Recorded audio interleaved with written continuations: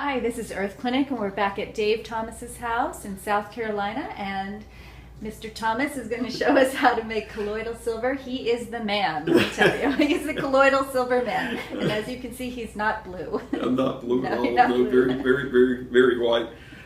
Thank you for letting me be on. And this is my method, but I picked this up from a gentleman 20-something years ago, and so this is just his method, and he had great success. Other people make it the slow method, and that's where they take the batteries, and this is just 3 9-volt batteries that we have here inside this little box. So if I open it up, that's all you'd see, just 3 batteries, and then they have the leads that go out there. This is 99.99% pure silver, and I've made sure that they're nice and clean. I had clean hands to start with. I washed them real good so the oils were taken off, and you just you're just cleaning down the silver. This sounds like a little bit like 10th grade chemistry, doesn't it? You're just making sure that any residues are off the silver, and this now goes into either a unit like this, or one with an alligator lead lines. Those are probably even a little better. I have preheated the water, which is just purified water, to about 90 degrees. This is just salt. I'm putting a little bit of salt into this to give it only conductivity, and that's about it. I only want a little conductivity so that it will move quickly to form a white cloud that you will see. I'm going to use this instead of that, because if I use this, the box is liable to fall down in, and the fault with this kind of unit is that it will corrode the negative portion of the system, and you end up losing the unit. So I transfer to just the cup,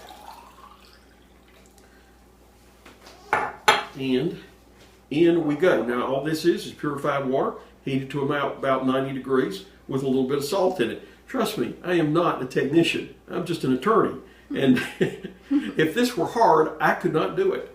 And then in it goes, and you're going to see immediately, and you can see this breaking off. I hope this is visible to you. Should I move it up so that it can be clearly seen? I think it's visible. All right. Yeah. Do you see how this really is just cool. breaking apart? Yep. There's your cloud being formed just Wow. quickly. Isn't that fast? This is why I call it the fast method. And because the water's been sitting there just a little bit, and I want it to make sure it's circulated and not just sitting, I circulate it one time. Okay, we've been in there for about maybe 1 minute. Maybe 1 minute. Now I'm going to be able to test it with this. It's called a TDS, and this is going to test your parts per million. And we're starting with a little bit of parts per million in there, but when we're done, this is going to be about 200 plus, 250 or so parts per million that will be in here. That's too high to be drinking or consuming. And so what we want to do then is to dilute it, and to dilute it we're going to use, I've already put water, just purified water, into the bigger jar, and we're simply diluting, so that I like to get it to the place where I can really not see any of this silver content anymore, or taste any of the metallic at all. And that's at a level of about 30 to 40 parts per million. And what do we mean by parts per million?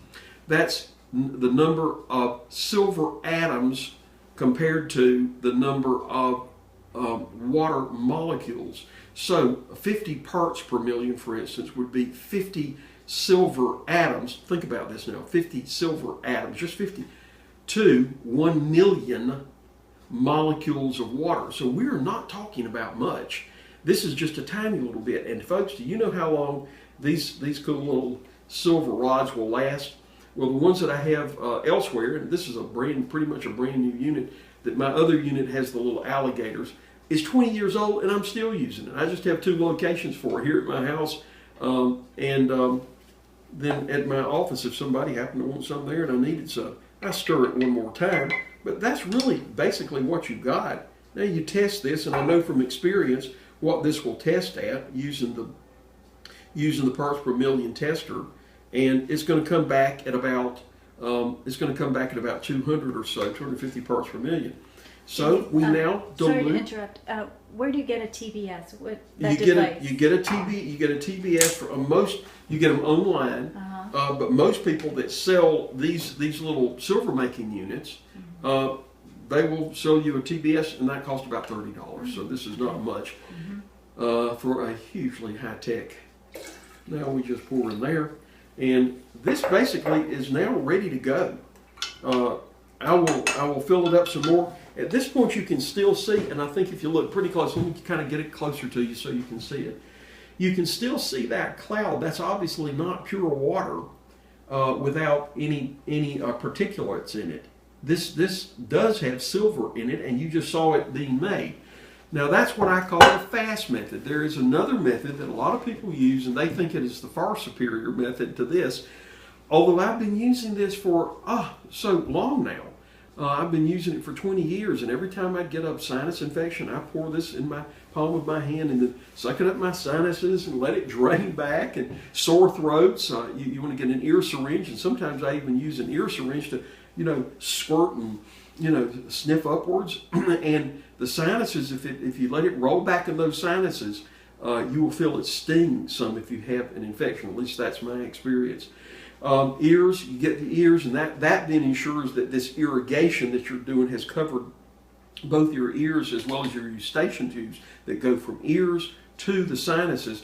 And the eustachian tubes is a very important source of secondary infections. Your bacteria and your viruses love to hide in the eustachian tubes, and that's true even when the regular medical community finds that it has secondary infections. It's often from the eustachian tube. So a good upper irrigation then would be what?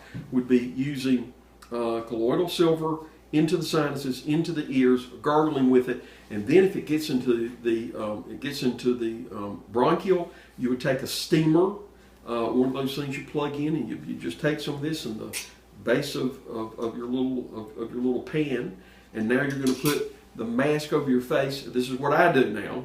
You do what you want, but I'm just telling you my method.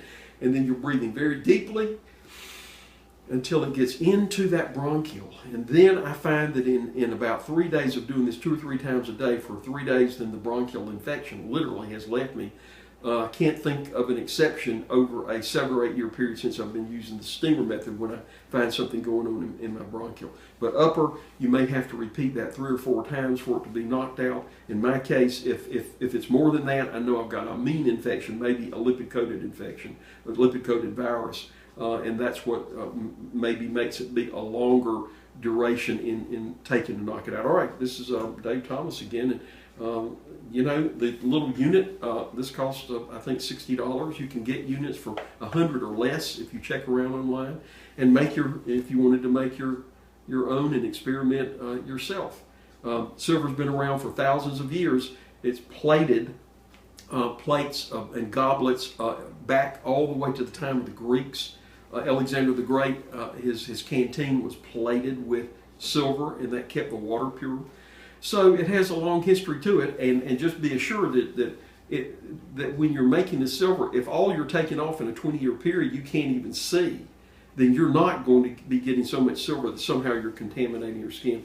I drink it every day, and when I get a sinus infection, also I will be ingesting it with an irrigation, as I described to you before. All right, thank you very much.